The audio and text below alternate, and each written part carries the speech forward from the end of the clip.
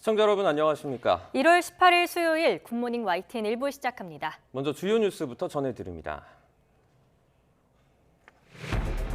어제 국내로 송환된 김성태 전 쌍방울그룹 회장이 13시간 넘게 검찰 조사를 받았습니다. 김 전 회장이 혐의 대부분을 부인하고 있지만 검찰은 오늘 구속영장을 청구할 방침입니다. 윤석열 대통령이 3박 4일 동안의 아랍에미리트 국빈 방문 일정을 마치고 스위스에 도착했습니다. 윤 대통령은 내일 각국 정상과 경제계 인사들이 모이는 다보스 포럼에서 특별 연설을 하고 국내외 기업 CEO와의 간담회 일정 등을 소화할 예정입니다. 나경원 전 의원이 저출산 고령사회위원회 부위원장 해임은 윤석열 대통령의 본의가 아닐 것이라고 주장했지만 대통령실이 공개적으로 반박하고 나섰습니다.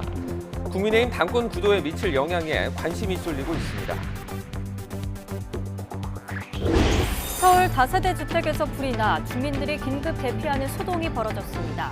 이 밖에 플라스틱 공장에서 불이 나는 등 밤사이 화재가 잇따랐습니다.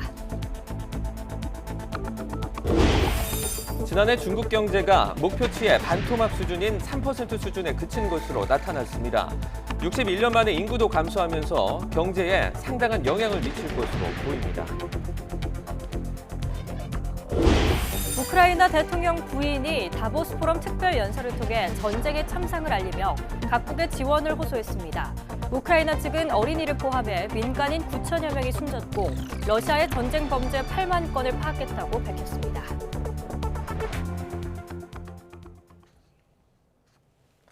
검찰이 어제 입국한 김성태 전 쌍방울 회장을 13시간 동안 조사했습니다. 오늘 다시 불러 조사한 뒤 구속영장을 청구할 방침입니다. 우철희 기자입니다. 김성태 전 쌍방울 회장은 인천공항 도착 직후 수원지방검찰청으로 압송됐습니다. 밝힐 건 밝히겠다고 하셨는데 어떤 거 밝히실 예정이십니까? 검찰에서 잘 설명하겠습니다. 검찰은 김성태 전 회장을 상대로 오전부터 자정 무렵까지 13시간 넘게 고강도 조사를 벌였습니다. 검찰 특수통 출신인 유재만 변호사를 선임한 김 전 회장은 오전에는 변호인과 검사 면담에 이어 오후부터 본격적으로 조사를 받았습니다.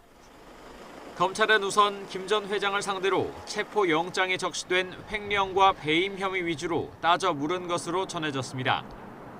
회장 재임 시절인 지난 2018년과 2019년 총 200억 원 규모로 발행한 전환사채 거래 과정에서 불거진 혐의입니다. 김 전 회장도 수십 장에 달하는 질문지를 준비한 검찰의 신문에 진술을 거부하지 않고 조사에 응한 것으로 알려졌습니다.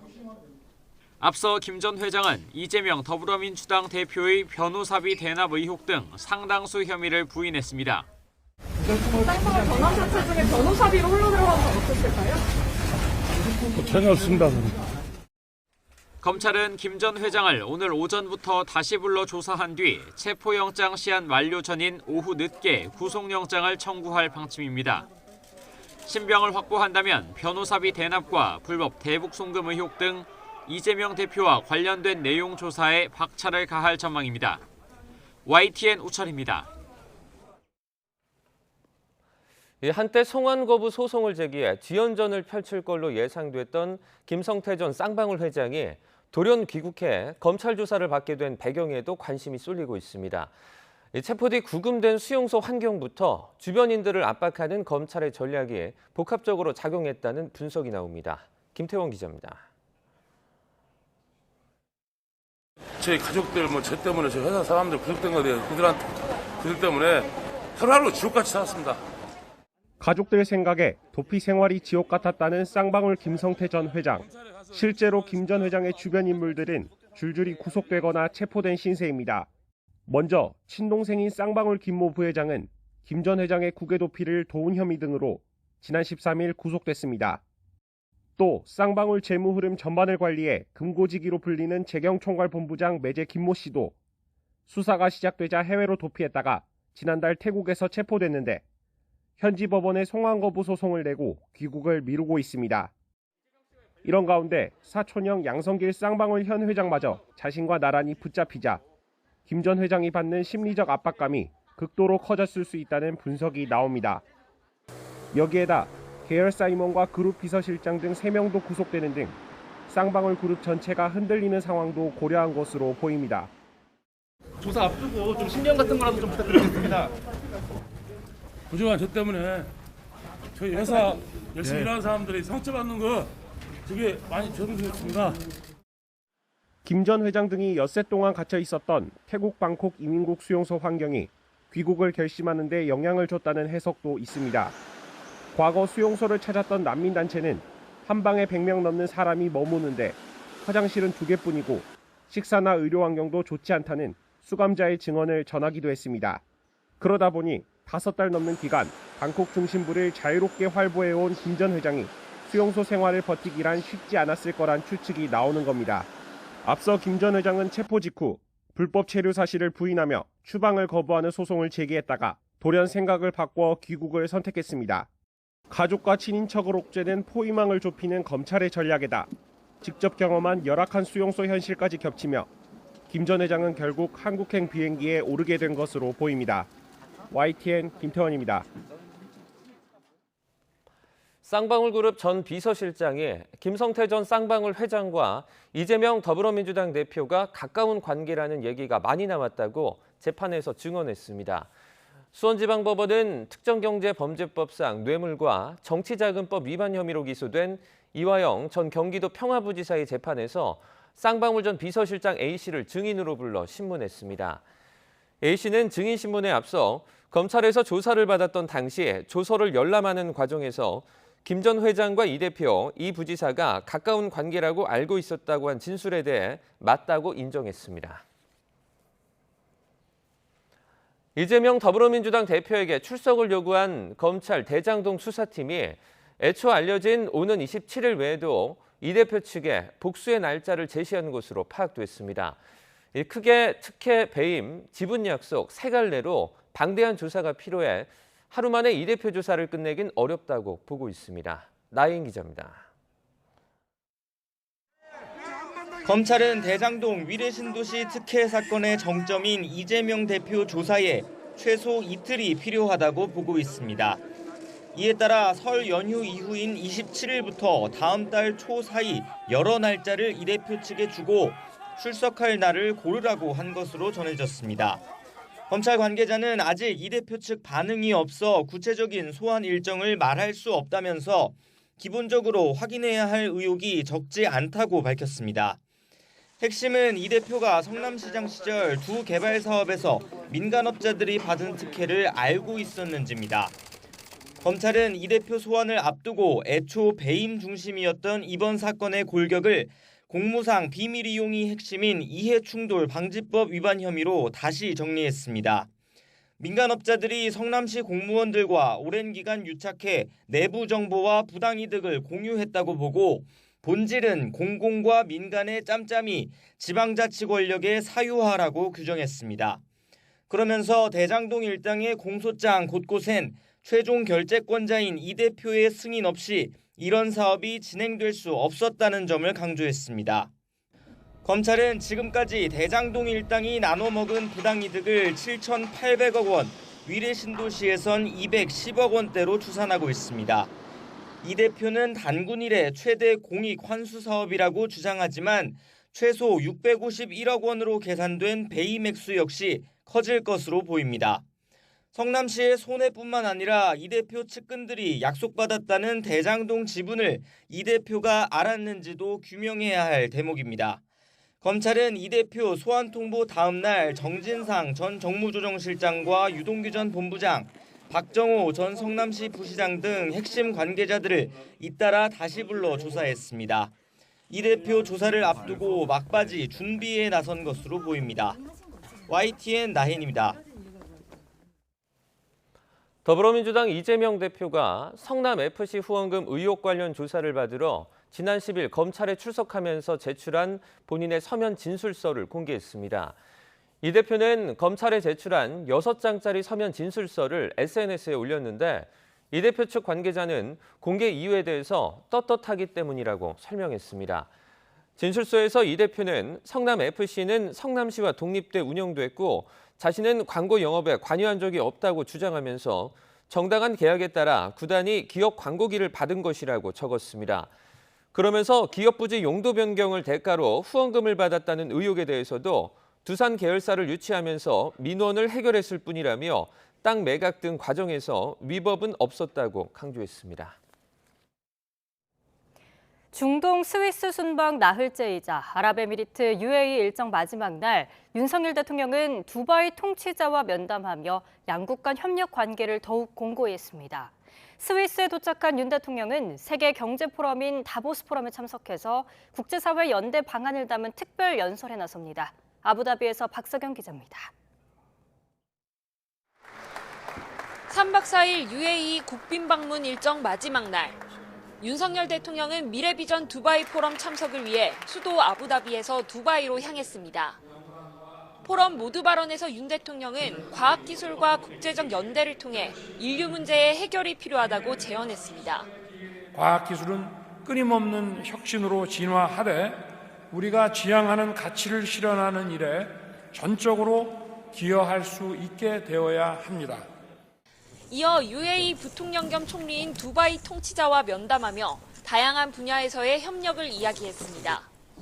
특히 UAE가 추진하는 탈탄소 첨단 산업 전환 등 미래 50년 프로젝트를 이행하는 데 있어 대한민국이 가장 믿을 수 있는 동반자가 되겠다고 강조했습니다. 이번 국빈 방문에서 한 UAE 정상회담, 바라카 원전 방문, 비즈니스 포럼 등 다양한 일정을 소화한 윤 대통령. 300억 달러 대규모 투자 유치와 한 UAE 공동 성명 합의, 양국 간 양해각서 48건 등 굵직한 성과를 쌓아 올렸습니다. 경제 행보는 두 번째 순방지인 스위스에서도 이어집니다.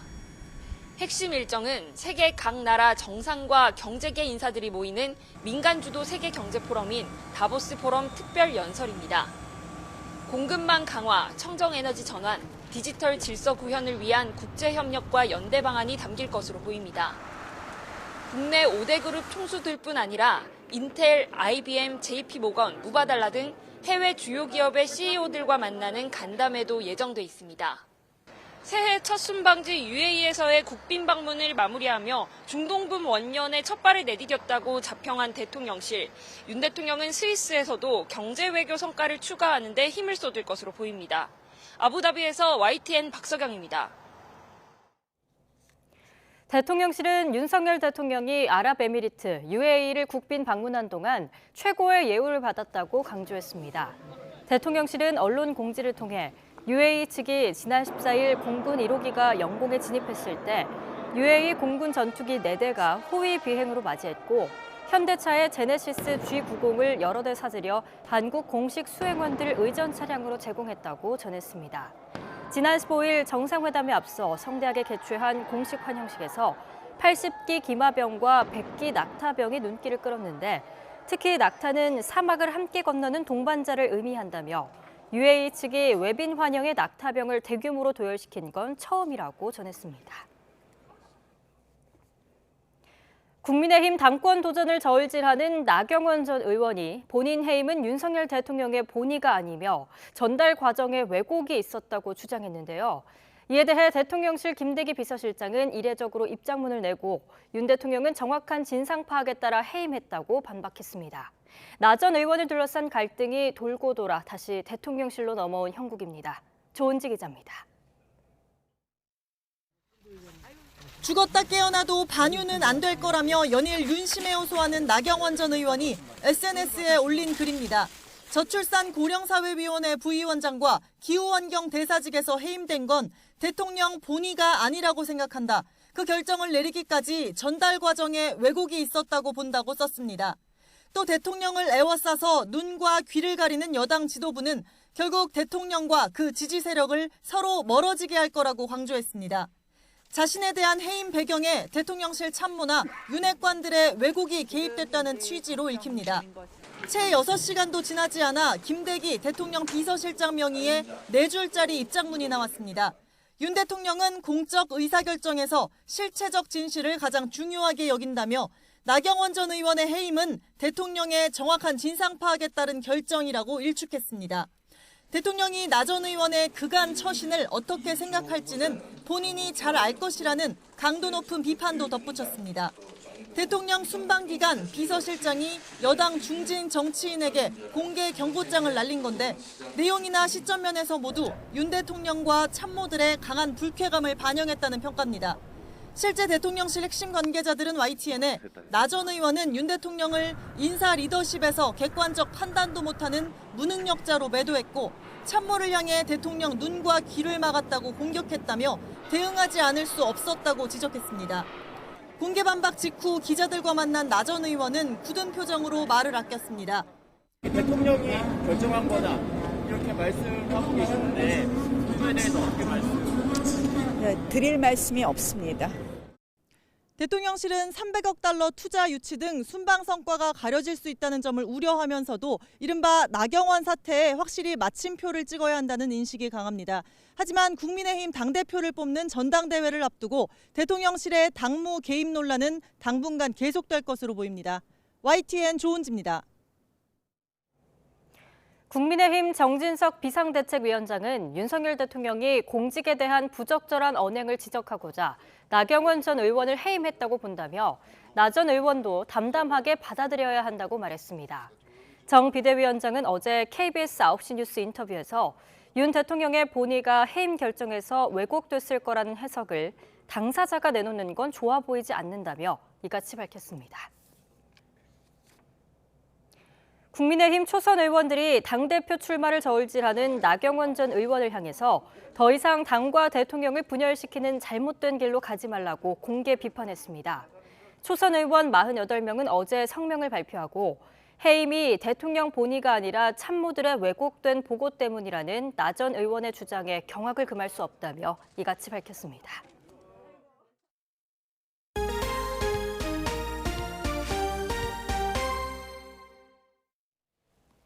서울 종암동에 있는 다세대 주택에서 불이 나 주민들이 구조돼 급히 대피하는 소동이 벌어졌습니다. 또 경남 양산에서는 플라스틱 공장에서 불이 나 공장 2개 동이 불에 탔습니다. 윤성훈 기자입니다. 서울 종암동에 있는 다세대 주택. 2층 창문에서 먹빛 연기가 쉴 새 없이 뿜어져 나옵니다. 한 주민은 연기를 들이마시지 않기 위해 코를 막고 창문 틀에 아슬아슬하게 매달려 있습니다. 안에 요구조자도 있대요. 안에 요구조자 있대요. 소방대원들이 소방차 지붕에 올라 서둘러 주민 7명을 구조합니다. 매캐한 냄새는 주변으로까지 퍼져 인근 주민들도 불편을 겪었습니다. 갑자기 퇴근하고 오니까 냄새 많이 나가지고 나와보니까 소방차가 길에 꽉 찼더라고요. 냄새가 건너편 집 계단까지 아직도 나요. 심하게 나요. 불은 1시간여 만에 겨우 꺼졌고 다세대 주택 외벽엔 그을린 흔적이 고스란히 남았습니다. 소방당국은 불이 번지는 것을 막기 위해 관할 소방서 인력과 장비를 모두 동원하는 대응 1단계를 한때 발령했습니다. 주민들은 구청에서 마련한 임시 숙소로 급히 대피했고 경찰은 추가 피해를 막기 위해 이동 통제선을 설치하고 진입을 막고 있습니다. 거센 불길과 함께 시커먼 연기가 하늘로 솟구칩니다. 어젯밤 10시 50분쯤 경남 양산시 석계리에 있는 플라스틱 제조 공장에서 불이 났습니다. 소방 인력 80여 명과 차량 30여 대를 투입한 끝에 1시간여 만에 큰 불길을 잡았습니다. 이 불로 인명 피해는 없었지만 공장 2개 동이 불에 탔습니다. 부산 동래구에 있는 4층짜리 도시형 주택. 4층에 있는 집에서 불이 나 안방의 형체를 알아보기 어렵습니다.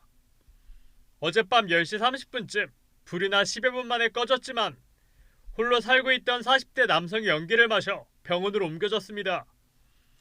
소방당국은 안방에서 처음 불이 난 것으로 보고 정확한 화재 원인을 조사할 계획입니다. YTN 윤성훈입니다. 오늘 새벽 3시 10분쯤 경기도 시흥시 정왕본동 인근 주택가 800여 세대에 한때 전기 공급이 끊겼습니다. 한국전력공사는 전기 설비에 문제가 발생한 것으로 보고 1시간여 만에 복구 조치를 마무리했습니다. 한전은 전기 설비에 문제가 생긴 원인을 파악하기 위해 조사에 나설 예정입니다. 어제 오후 4시 45분쯤 강원도 춘천시 소양로의 한 주택에서 불이 났습니다. 불은 30여 분 만에 진화됐지만 내부에 있던 50대 남성 1명이 팔 쪽에 이도화상을 입고 연기를 마셔 병원으로 옮겨졌습니다. 강원 화천경찰서는 어제 오후 3시쯤 화천군 간청리의 도로 인근에서 60대 여성 A씨가 숨진 채 발견됐다고 밝혔습니다. A씨의 시신은 도로 옆 낭떠러지에서 추락한 것으로 추정되는 차량과 100m가량 떨어진 곳에서 수습됐습니다. 경찰은 통화 기록 분석 등을 토대로 A씨가 지난 8일 차를 몰고 운전을 하다가 사고를 당한 것으로 보고 있습니다. 실내 마스크 의무 완화 여부와 시점이 모레 발표될 예정인 가운데 설 연휴 이후인 이달 말이 유력한 해제 시점으로 거론되고 있습니다.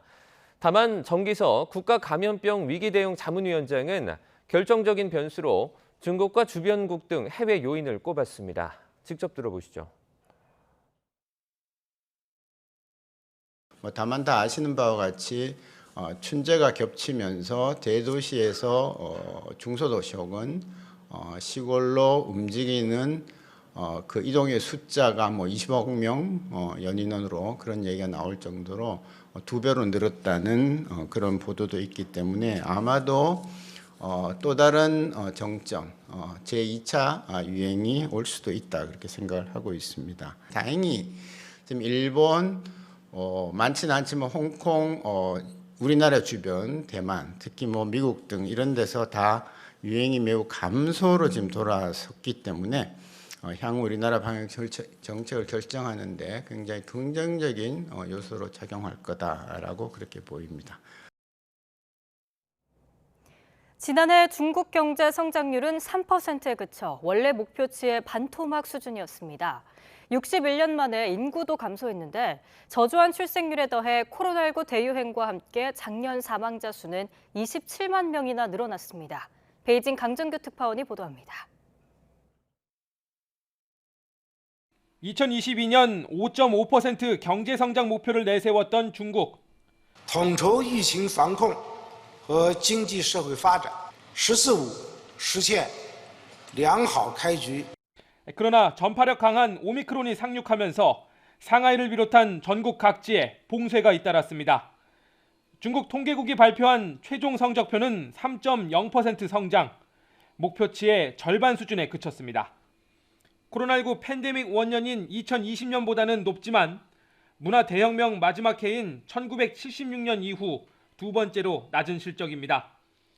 결국 지난해 말 제로 코로나를 포기했는데도 4분기 GDP는 오히려 평균 이하였습니다. 봉쇄는 풀렸지만 감염자가 폭증하면서 내수는 더 위축되고 생산 반등 효과도 크지 않았습니다. 国内需求收缩、供给冲击、预需转弱，三重压力仍然较大。 14억 중국 인구도 85만 명 줄어들었습니다. 대약진 운동 실패와 대기근으로 사망자가 속출했던 1961년 이후 첫 감소입니다.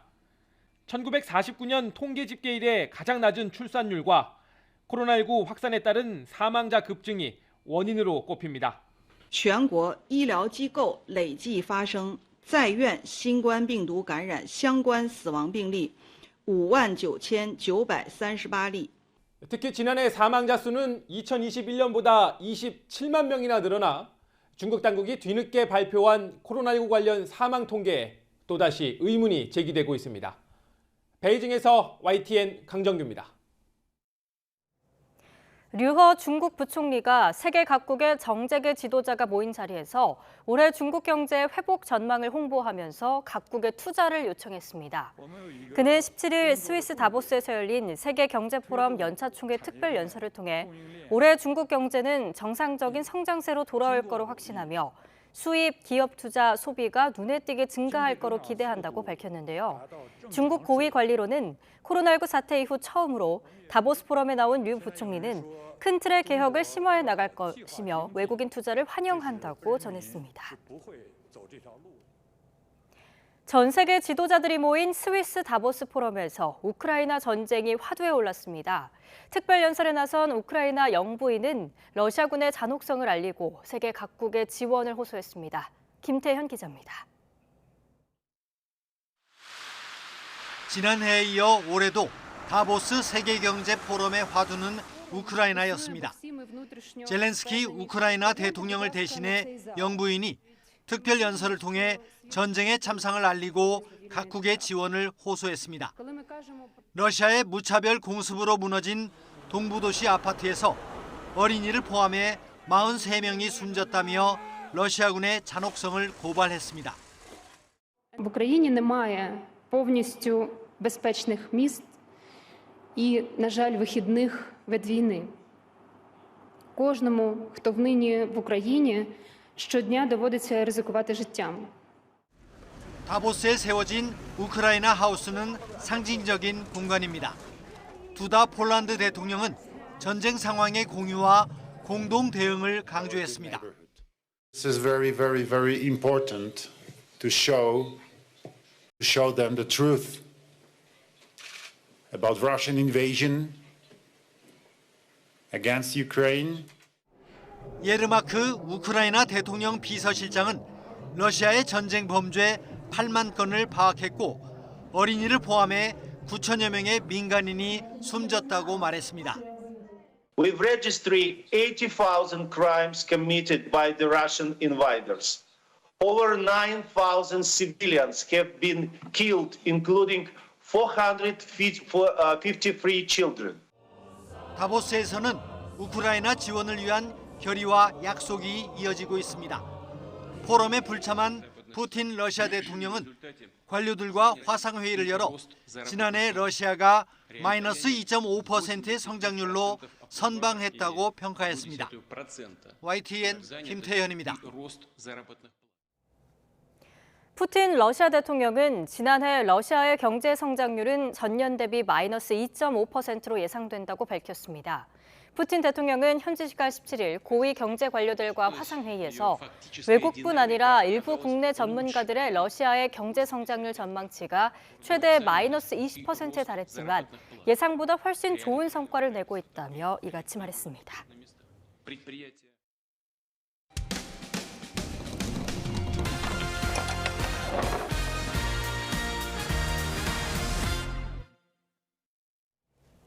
무인 점포를 이용하다 보면 무심코 신용카드를 놓고 나오는 경우가 종종 있습니다. 이런 카드를 훔쳐 물건을 산 뒤 되파는 수법으로 현금화한 중학생들이 붙잡혔는데 이들 뒤에는 어른이 있었습니다. 제보는 Y 황보혜경 기자입니다. 지난달 20일 경기 부천시 노래방. 중학생이 겉옷 안주머니를 뒤적이더니 마지못해 무언가를 꺼냅니다. 다름 아닌 신용카드였습니다. 양쪽 주머니에서도 카드가 하나둘씩 나왔는데 어느새 한 손에 가득할 정도입니다. 네가 훔친 거 인정하지?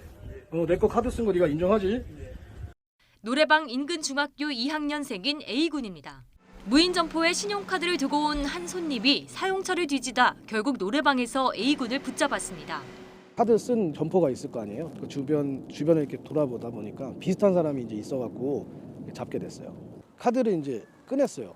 근데 내 카드가 아닌 거예요. 다른 카드가 계속 나오게 된 거죠. A군은 같은 학교에 다니는 또래들과 무인 점포를 돌아다니며 카드를 훔친 혐의로 경찰 조사를 받고 있습니다. 경찰 조사 결과 A군이 갖고 있던 카드는 20여 장으로 이 가운데엔 분실한 지 1년이 넘은 카드도 있었던 거로 확인됐습니다. A군은 무인 점포에 있는 분실 카드 보관함을 누구나 열 수 있다는 점을 노렸습니다. 그리고 이 카드로 편의점에서 담배 등을 산 뒤 또래 친구들에게 웃돈을 주고 되팔아 현금화했다고 말한 거로 확인됐습니다. 범죄 수법이 치밀했던 겁니다. 알고 보니 배후엔 20대 남성이 있었습니다. 훔치란 불러. 전화해. 범행 심각성을 모르는 청소년들을 이용해 대리 범죄를 저지르게 했을 가능성이 큽니다. 청소년 범죄 특징을 보면 이 아이들은 이거 심각성을 모르고 자기가 이렇게 드러나는 게 얼마나 위험한지도 잘 몰라요, 아이들은. 성인들은 다 알거든요. 이거 내가 하면 잡힌다. 그래서 자기가 직접 하지 않는 거예요. 경찰은 20대 남성이 다른 청소년들에게도 같은 범죄를 시켰는지 조사하고 있습니다. YTN 황보혜경입니다. 성산대교 보수공사의 심각한 실태, YTN이 서울시 감사 결과를 토대로 연속으로 전해드리고 있는데요. 취재진이 확인해보니 보수공사 업체는 균열을 알고도 은폐하려 했고 서울시는 규정에서 벗어나 쪼개기 발주와 엉성한 계약 관리로 첫 단추부터 잘못 끼운 거로 드러났습니다. 이준엽 기자입니다. 성산대교 남북단 성능개선공사의 부실함이 낱낱이 드러난 계기가 된 건 바로 바닥판에 생긴 균열입니다. 그런데 서울시가 감사해보니 시공사는 이미 바닥판을 설치하자마자 이 균열을 발견했던 것으로 확인됐습니다. 북단 바닥판 설치가 끝나고 초기 점검에서 드러난 균열이 900개. 점검업체가 이 상태로는 바닥판 상태가 C등급 이하로 나올 수 있다고 시공사에 이야기하자 시공사는 감리사와 서울시 몰래 이를 이미 보수하고 보수가 끝난 상태를 기준으로 보고서를 작성하기로 점검업체와 입을 맞췄습니다. 더 황당한 건 점검업체가 보수 결과조차 확인하지 않고 최고인 A등급으로 보고를 올린 겁니다. 이들 은폐 업체들의 계약 과정은 더욱 수상했습니다. 원래 성산대교 보수공사 같은 경우는 전체를 단일 공사로 발주하는 게 원칙입니다. 그런데 서울시는 다리를 3개로 쪼개서 발주했습니다. 종합건설업 면허가 필요한 사업인데 엉뚱한 시설물 유지관리업 면허를 입찰 자격으로 두기도 했습니다. 결과적으로 특정 업체가 입찰에 유리해졌고 사업 규모에 따라 달라지는 안전 기준도 완화됐습니다. 분리해서 발주해버리게 되면 저급한 그런 분류 활동만을 요구하는 그런 대상이 되기 때문에 품질 관리 측면에서는 굉장히 약화돼 버리니까. 심지어 남단에서 금이간 바닥판을 만든 업체는 하도급 관계도 없고 무면허에 기술도 없는 엉뚱한 업체였습니다. 시공사가 하도급을 준 업체가 불법 재하도급을 맡겼는데 시공사는 심지어 불법 재하도급 업체도 아닌 제3의 업체가 바닥판을 만드는 것을 현장에서 확인하고도 눈감았습니다. 성산대교 북단에서도 실적이 전혀 없는 회사가 다른 회사 실적을 가져다 하도급 승인을 받아 감사위원회가 특혜라고 명시하기까지 했습니다. 어떤 선도자 역할을 하던 그런 모습이 도저히 믿기지 않을 정도로 충격을 받을 수밖에 없습니다. 이처럼 성산대교 성능개선공사는 계약부터 시공과 감독까지 종합적으로 문제투성이었습니다. 쪼개기 발주로 첫 단추부터 잘못 끼운 서울시가 책임에서 자유로울 수는 없어 보입니다. YTN 이준엽입니다.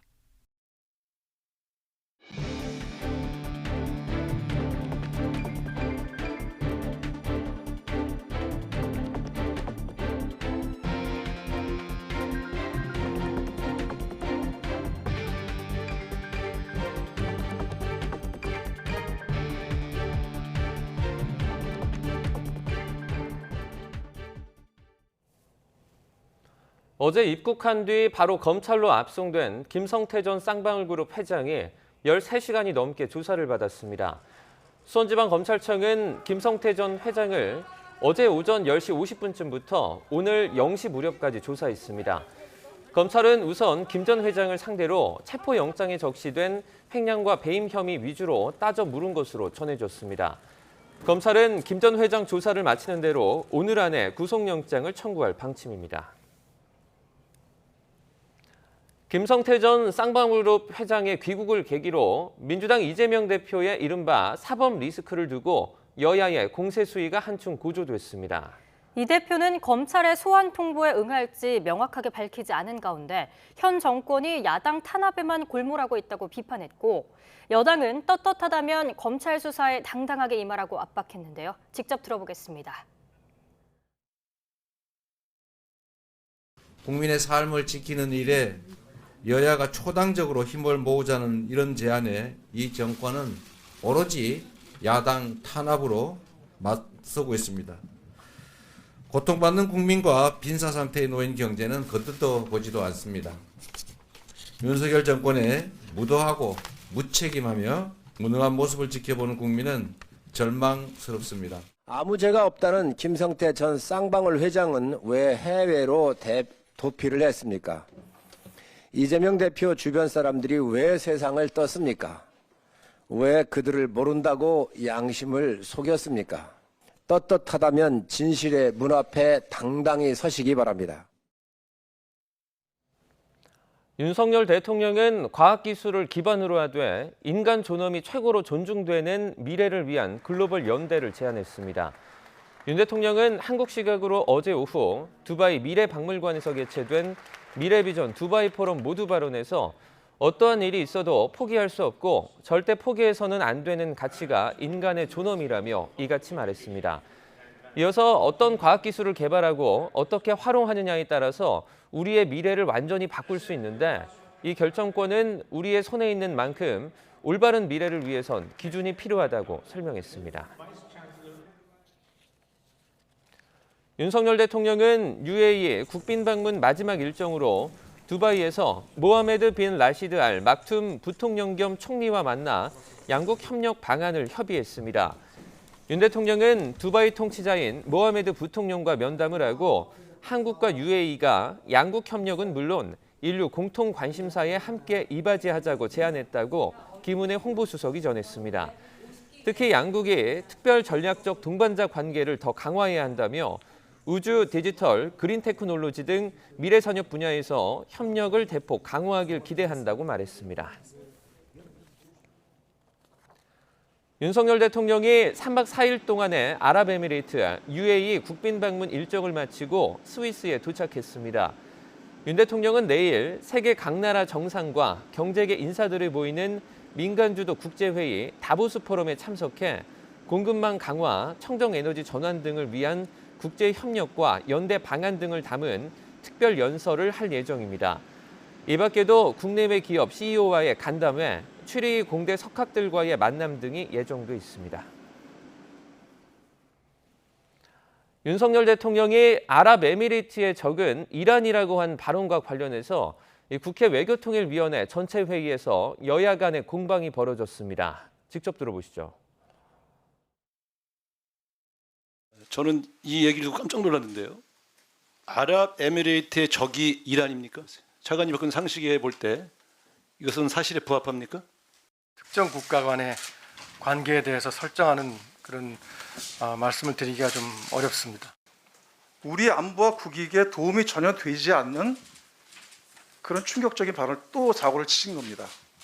아랍에미리트 국민들은 이란을 최대 위협 국가로 보고 있고 다만 표현을 어떻게 하느냐가 따라서 어떤 상대방을 자극할 수도 있고 하는 문제이기 때문에 대통령이 한국과 이란 관계를 언급한 것이 아니라 아랍에미리트와 이란 관계를 언급하면서 경조 차원에서 한 말인데 이게 왜 외교 참사로 되는 겁니까? 오는 3월 8일 전당대회 출마를 고심 중인 국민의힘 나경원 전 의원은 윤석열 대통령의 절출산위 부위원장직 해임 결정이 대통령의 본의가 아니라고 생각한다고 밝혔습니다. 나 전 의원은 자신의 SNS에 결정을 내리기까지 자신의 부족도 있었겠지만 전달 과정에 왜곡도 있었다고 본다며 이같이 적었습니다. 이에 대통령실은 나경원 전 의원 해임은 윤석열 대통령의 정확한 진상 파악에 따른 결정이라고 강조했습니다. 김대기 대통령 비서실장은 출입 기자단 공지를 통해 대통령께서는 여러 국정 현안에 대해 누구보다 정확하게 파악하고 있다며 이같이 전했습니다.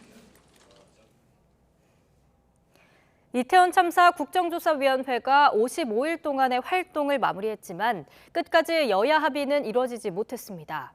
결국 민주당 등 야3당은 국정조사 보고서를 단독 채택했고 이상민 행안부 장관 등 8명을 고발하기로 했습니다. 손유정 기자입니다. 이태원 국정조사 활동 기한 마지막 날, 여야는 결과 보고서 채택을 놓고도 끝내 이견을 좁히지 못했습니다. 국민의힘은 모든 책임을 윤석열 대통령과 이상민 행정안전부 장관에 덮어 씌우려 한다며 보고서 내용에 동의할 수 없다고 반발했습니다. 이 결과 보고서는 결국은 민주당의 일방적인 의견들이 다 담겨져 있는 사항들입니다. 결과 보고서는 이 정쟁적 요소가 배제된 위원회에서 반면 민주당을 비롯한 야3당 위원들은 대통령의 사과와 이상민 장관 파면 촉구를 담아야 한다고 맞섰습니다. 대통령의 유가족에 대한 진정한 사과 문제라든가 또 이상민 장관의 파면 촉구 이런 거에 대한 병기가 쉽지 않았습니다. 특히 청문회 과정에서의 이상민 장관의 발언을 위증 혐의로 고발할 건지를 놓고도 언성을 높였습니다. 결국은 이상민 장관 찍어내리기 그리고 이 모든 책임을 다 윤석열 정부에게 덮어 씌우려는 야당 의원의 주장을 이렇게 조롱을 하는 저는 전주의 의원님께서 사과하지 않으면은 의사진행할 수 없다고 생각합니다. 파행하십시오. 파행하시고 원하는 대로 하세요. 네, 그 정도로 민주당이 위증 고발을 놓고 공전하던 가운데 국민의힘 조수진 의원이 이른바 청담동 술자리 의혹을 언급하자 야당 위원들은 물론 유족까지 강하게 항의했습니다. 청담동 술자리가 사실입니까? 자, 사실이에요? 의사진행 발언해 주시고. 사실이 아니라고 주장하더라도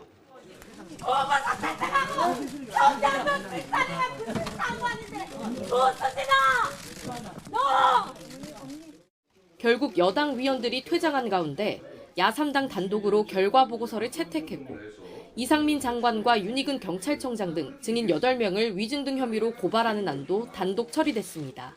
우리 특별위원회 활동 결과 보고서를 채택하고자 하는데 의원님 여러분 이의 없으십니까? 네, 가결되었음을 선포합니다. 유족은 퇴장해버린 여당 위원들에게 항의하다가 결국 쓰러져 병원으로 옮겨졌습니다. 아빠로서 자녀를 위해서 해줄 수 있는 게 아무것도 없다는 현실이 너무 비참하고요. 우여곡절 끝에 이태원 국조특위가 55일 동안의 활동을 마쳤지만 진상규명이라는 애초 목적과 달리 정치 공방과 주무기관의 책임 회피 논란만 남았다는 지적이 나옵니다. YTN 손유정입니다.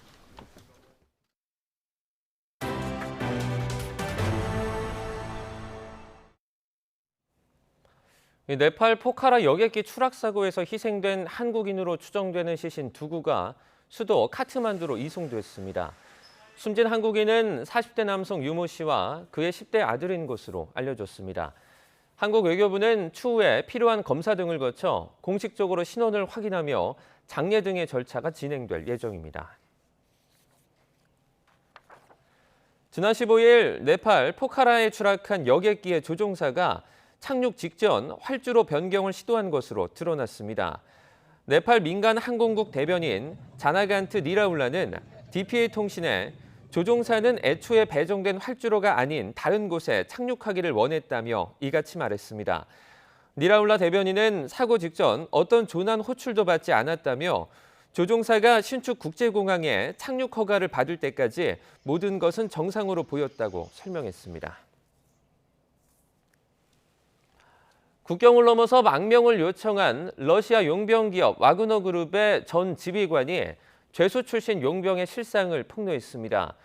와그너 그룹이 본보기 처형 같은 무자비한 살해 협박으로 용병들을 전쟁터로 내몰았다고 합니다. 보도에 이상순 기자입니다. 용병 기업 와그너 그룹의 전 지휘관 메드베데프가 새해 어느 날 넘은 러시아와 노르웨이 국경입니다. 고난의 시작은 용병 계약 직후인 지난해 8월부터였습니다. На военную службу с разных колоний Российской Федерации. И в целом, как было раньше, отношение как стало с приездом заключенных изменилось. Как-то за людей перестали считать. 와그너 그룹의 죄수 용병에 대한 처우는 실로 무자비했습니다. Мне известно достоверно о 3 расстрелах заключенных, именно которые пытались совершить попытку побега с госпиталя по ранению, и, соответственно, известно о... 본보기 집단 처형으로 극심한 공포를 조장하기도 했습니다. расстрелов это именно привозили на полигон к прибывшим заключенным, где, показательно, вот предатели, вот отказники, вот смотрите, что может быть. 메드베데프는 우크라이나에서 지휘관으로 근무할 때 우크라이나군에 붙잡혔다가 포로 교환 때 부대로 돌아온 탈영병이 망치로 처형당했다고도 했습니다. 하지만 와그너 그룹 창업자 예브게니 프리고진은 메드베데프가 우크라이나가 아닌 노르웨이에서 일했다고 주장하면서도 이 같은 폭로를 구체적으로 반박하지는 않았습니다. 푸틴의 신복과도 같은 와그너 그룹은 사면을 미끼로 중범죄자들을 데려와 우크라이나의 격전지에 투입하고 있습니다. 최근에는 시베리아와 극동에서 여성 80여 명을 성폭행하고 살해해 종신 복역 중인 연쇄 살인범도 지원 의사를 밝힌 것으로 전해졌습니다. YTN 이상순입니다. 5.18 민주화운동 단체들이 지난 1980년 진압 당시 사망한 계엄군 등의 묘역을 공식 참배했습니다. 5월 단체의 묘역 참배는 43년 만에 처음인데요. 5월 단체는 진정한 용서와 화해로 국민 통합의 출발점이 되길 기원했습니다. 오선열 기자입니다. 5.18 민주화운동 공법 3단체가 순진 계엄군이 안장된 국립 서울 현충원을 찾았습니다. 5월 단체가 계엄군 묘역을 찾은 건 1980년 이후 43년 만에 처음입니다. 1980년 5월 당시 사망한 군인과 경찰 사망자는 모두 27명. 5월 단체는 묘역 곳곳을 돌아다니며 참배했습니다. 국가 명령을 따르다 순직한 한 군인의 묘비 앞에선 만감이 교차한 듯 고개를 숙인 채 흐느낍니다. 저희들 나쁨만 생각하고 지금까지 살아오고 있었는데 국가 명령에 의해서 이렇게 명령을 받고 강제에 출동해서 이렇게 국가 임무를 다했던 부분들인데 그분들이 얼마나 억울한 죽음입니까? 이번 참배에는 특전사 동지의 임원들이 동참해 직접 묘역을 안내했습니다. 지난해 말 1980년 당시 계엄군이 먼저 5.18 단체를 찾아와 사죄한 이후 봉사활동과 물품을 기증하는 등 양 단체의 화합 행보가 이어졌습니다. 서로 화합하고 화해하는 분위기가 생성이 되었습니다. 그래서 오늘 광주에서 3단체 대표분들께서 먼 길에 여기에 참배하셨고 또 저희들은 여기에 같이 동참하는 것이 도리라고 생각해서 5월 단체는 그동안 무자비한 진압에 앞장섰던 특전사를 적대시해왔습니다. 하지만 특전사 대원들 역시 명령에 따라 작전에 투입돼 트라우마를 앓고 있는 등 군사정권 피해자로서 공감대가 형성됐습니다. 오는 3월에는 5.18 단체와 특전사 동지회가 함께 국립 5.18 민주묘지를 참배하고 화해와 감사를 전하는 대국민 선언식도 개최할 계획입니다. 5월 단체는 사죄의 뜻을 밝힌 계엄군과 5.18 사업을 추진하고 국민 통합의 출발점이 될 것으로 바라봤습니다. 현대사의 가장 아픈, 가장 슬픈 역사를 일단 아름답게 이렇게 마무리를 이렇게 하고 우리 국민들이 전부 화해하면서 새로운 희망을 이렇게 만들어보자 하는 그런 의미가 되겠습니다. 어느덧 40년이 훌쩍 지난 광주 5.18 민주화운동. 그날의 아픔을 극복하고 계엄군의 슬픔을 포용하면서 국민 화합을 위한 첫발을 내디뎠습니다. YTN 오선열입니다. 전통시장의 인터넷 생방송, 라이브 커머스를 접목하려는 시도가 다양하게 이루어지고 있습니다. 청년층이 주로 참여하고 쌍방향 소통이 가능한 방송이 도입되면 지역 경제 활성화와 청년들의 전자상거래 관련 창업에 도움이 될 거로 기대됩니다. 김학무 기자입니다. 생긴 지 40년 된 시장입니다. 주로 식품을 판매하는 곳인데 주변에 대형마트 등이 들어서면서 예전 같지 않게 한산합니다. 찾는 손님은 대부분 나이 지긋한 어르신들. 하지만 오늘은 젊은 청년 여럿이 이곳을 찾았습니다. 미리 섭외한 점포에 들러 상인과 이야기를 나누며 인터넷 생방송으로 상품을 소개하는 겁니다. 직접 음식을 만들어 먹으며 시청자의 관심을 끌기도 합니다. 사장님, 너무 맛있는데 혹시 특별한 비결이 있으세요? 예, 여기 계란이 싱싱한 계란을 쓰고요. 네. 소금하고. 전통시장에서는 낯선 모습이긴 하지만 기대도 큽니다. 방송에 내준다니까 너무 좋아요. 장사도 잘 될 것 같고 아주 방송 많이 탔으면 좋겠어요. 전통시장에 오면은 전통시장만의 맛과 멋 그리고 그 분위기가 있잖아요. 그것을 최대한 담아가지고 그 부분을 시청자분들도 직접 오지 않아도 방 안에서 핸드폰 하나로 느낄 수 있도록. 시장뿐 아니라 오래된 상점가도 찾습니다. 식당의 음식과 떡은 물론 공예품이나 액세서리 등 아이디어 상품도 소개하고 판매하는 겁니다. 청년들의 기발한 아이디어를 안산시가 잘 지원하는 제도를 만들고 지역 경제에 기여할 수 있는 그런 참신한 아이디어를 많이 발굴해내는 것이 이번의 목표입니다. 안산시 라이브 커머스는 아직 시범 운영 중으로 다음 달 중순부터 인터넷 쇼핑 채널을 통해 방송됩니다. YTN 김학무입니다.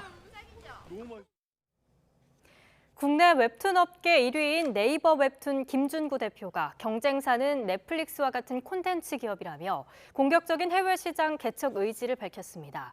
김 대표는 미국 샌프란시스코에서 연 기자간담회에서 우리가 압도적인 1위이기 때문에 웹툰 업계의 플레이어와 경쟁한다고 생각하지 않는다며 이같이 말했는데요. 그러면서 시간 점유율이 높은 플레이어와 경쟁하면서 협력을 통해 시장을 키워야 한다는 소명 의식을 갖고 있다고 덧붙였습니다.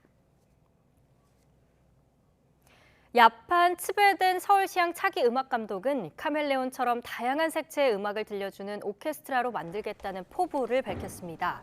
츠베덴은 임기가 시작되는 내년 첫 시즌은 음악의 사파리 같은 시기라며 이같이 말했습니다.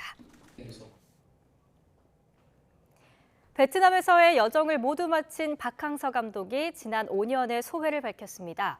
베트남의 축구 영웅으로 남게 된 지난 세월을 돌아보는 동시에 국내 지도자로 돌아올 가능성은 없다고 못을 박았습니다. 허재원 기자입니다. 태국의 벽을 넘지 못하고 아쉬운 준우승으로 지난 5년의 여정을 마무리한 박항서 감독은 차분하게 지난 날을 되돌아봤습니다. 베트남 낯선 곳에 이렇게 장기간 있을 것이라고 생각지도 못하고 한 1년만 버티자로 왔는 게 벌써 5년까지 왔습니다. 긴 세월이죠. 선수들을 직접 마사지해주고 비즈니스석을 양보했던 박항서 감독. 감독의 인간적인 모습에 선수들이 보낸 전폭적인 신뢰는 베트남 축구 역사를 다시 쓴 기록적인 성공으로 되돌아왔습니다.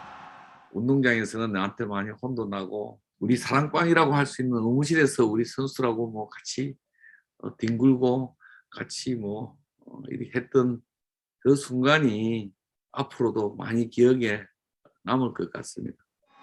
베트남의 국민 영웅으로 떠오르며 지도력을 입증한 만큼 향후 거취에 이목이 쏠리지만 박 감독은 국내에서 지도자로 일할 생각은 없다고 못을 박았습니다. 저보다 훌륭한 후배들, 동료들이 너무 많습니다. 또 제가 특별히 한국에서 현장에서 해야 될 일은 없다고 저는 판단하고 있습니다.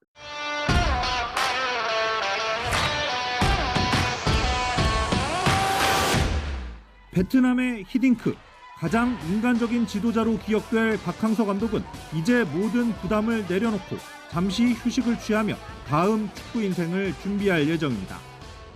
새해에는 복 많이 받으시고 건강하시고 한국에서 뵐 날을 기대하겠습니다. 많이 도와주셔서 감사합니다.